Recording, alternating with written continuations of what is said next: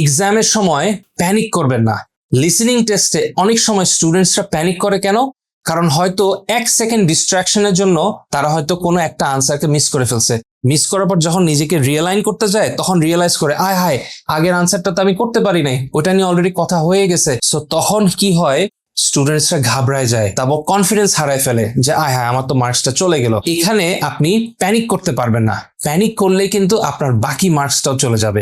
So আপনার হয়তো একটা মার্কস চলে গেছে, ইট ডাজেন্ট ম্যাটার। 1 মার্কস হারানোর জন্য কি আপনি IELTS 7 পাবেন না? আপনার যদি টার্গেট থাকে IELTS 7 পাওয়া, 1 মার্ক ডাজেন্ট ম্যাটার, 2 মার্কও ডাজেন্ট ম্যাটার। সো আপনি যদি কোনো কারণে লিসেনিং টেস্টে একটা মার্কস যদি মিস করে ফেলেন, নিজেকে রিয়েলাইন করেন যে এখন লিসেনিং এ কোথায় আছেন, সেটার সাথে কোশ্চেনের সাথে ম্যাচ রাখেন এবং এখন থেকে ফোকাস রেখে বাকি আনসারগুলো প্রপারলি করেন। That will ensure the best marks. But panic করলে আপনার জানা আনসারই হয়তো আপনি আনসার ঠিক মতো করতে পারবেন না। সো প্যানিক করা যাবে না, এটা খুবই খুবই ইম্পর্টেন্ট লিসেনিং এ ভালো করার জন্য। এরকম আরো টিপস, ট্রিক্স এন্ড টেকনিক্স পেতে আমাদের ফেসবুক গ্রুপটি জয়েন করতে পারেন। সো IELTS লিসেনিং এ এই টিপসটা যদি ভালো লেগে থাকে তাহলে প্লিজ আপনাদের ফ্রেন্ডসদের সাথে এটা শেয়ার করেন যারা এই টিপসের ধারায় উপকৃত হতে পারে।